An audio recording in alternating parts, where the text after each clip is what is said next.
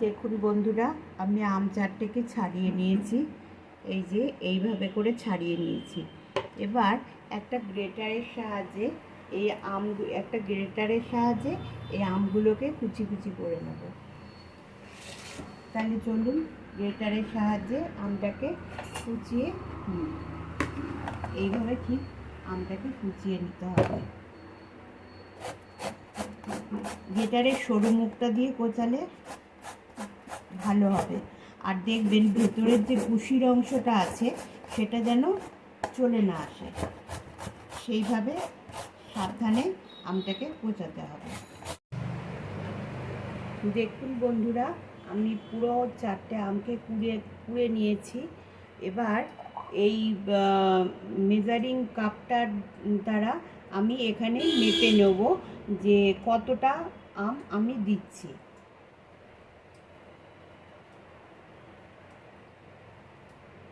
আড়াই কাপ মতো আম আমি দিলাম।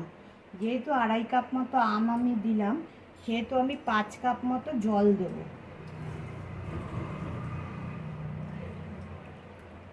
এই 1 কাপ জল দিলাম, এই 2 কাপ জল দিলাম,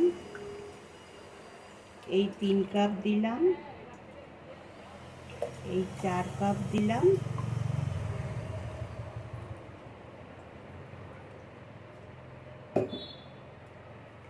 পুরো 5 কাপ জল আমি এখানে দিয়ে দিলাম। এবার আমি ইন্ডাকশানটাকে চালু করে দিলাম। এবার এটা ফুটতে থাকবে। দেখুন বন্ধুরা, ঢেকে দিয়েছিলাম, ফুটে উঠেছে।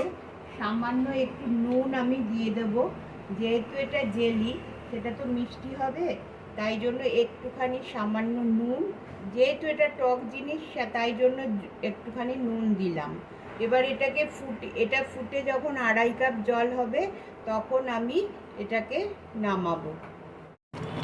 দেখুন আমার এটা অনেকটাই কমে গেছে। একটু তো 19-20 হবেই, হয়তো আড়াই কাপের জায়গায় একটু 3 কাপ হয়ে যাবে। তবে এটা এখন আমি বন্ধ করে দেবো। বন্ধ করে এটাকে ছেঁকে নেব। তাহলে বন্ধুরা দেখুন, এইভাবে আমটাকে ছেঁকে নিতে হবে, আমের পাল্পগুলো যাতে না যায় ওর মধ্যে। তাহলে আমি এটা ছেঁকে নিয়ে আবার আসছি, আপনাদের সামনে জলটা যখন মাপবো তখন দেখাবো।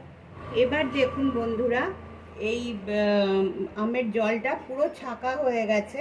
হ্যাঁ, এবার আমি মেপে আপনাদের দেখিয়ে দিচ্ছি ঠিক কত কাপ হলো। এই 1 কাপ, এই 2 কাপ,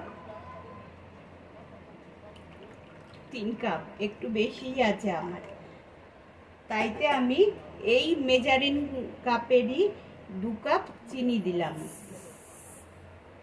এবার আমি এটাকে ইন্ডাকশন চালিয়ে দিলাম। এবার আমি এটাকে জাল দেবো। চিনি দিয়ে জল বেরোবে, প্রথমেই বলে রাখি। আর এই যে কাঠটা আছে বন্ধুরা, এই যে ম্যাঙ্গো কাঠটা আছে, এটা কিন্তু আমি ফেলে দেবো না। এটা দিয়ে আর একটা জিনিস বানাবো, সেটাও আপনাদের সাথে শেয়ার করব। কিন্তু আজকে আর হবে না, কালকে। এটা অলমোস্ট হয়ে গেছে। এর যে মশলাটা তৈরি করব আমি, সেটা আপনাদের কালকে দেখাবো।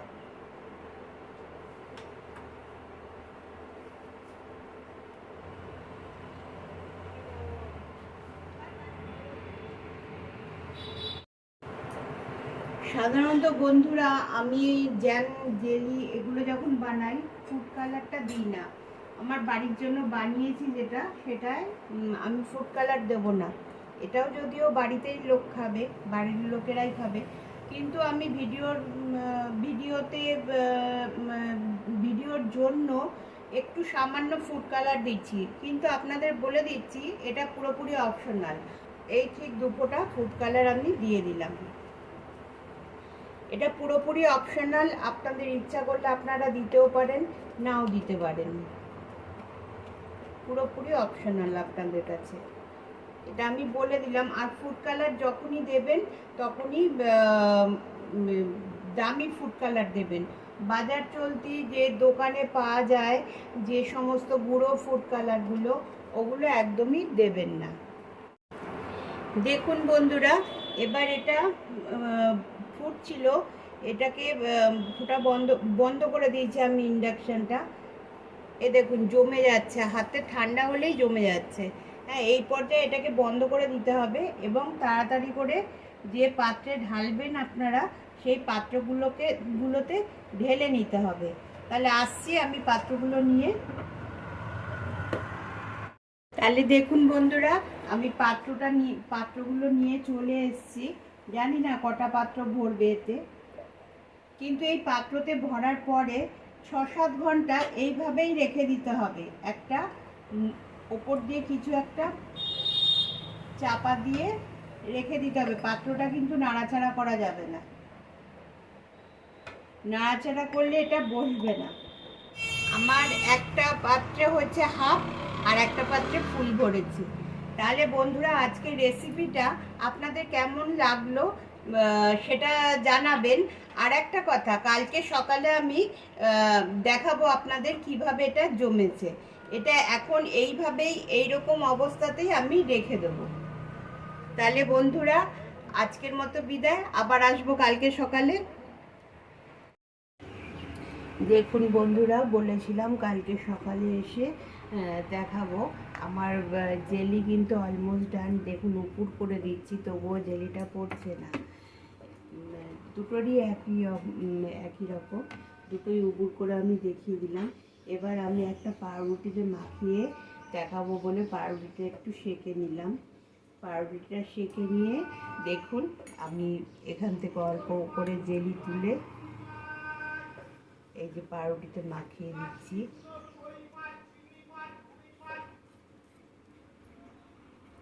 মাখিয়েও আপনাদের দেখিয়ে দিলাম। এরকমভাবে আপনারা বাড়িতে তৈরি করুন এবং আমাকে কমেন্ট করে জানান আপনারাও করেছেন কিনা। আশা করি আপনারাও পারবেন এরকমভাবে ঘরে জেলি করতে। তাহলে কেমিক্যাল যেরকম জিলেটিন দেওয়া থাকে বাইরের জেলিতে, সেটা দিতে হবে না। তবে আপনারা যদি 1 বছরের জন্য সংরক্ষণ করতে চান, তাহলে বলবো 2 চামচ ভিনিগার এর মধ্যে দিয়ে দেবেন।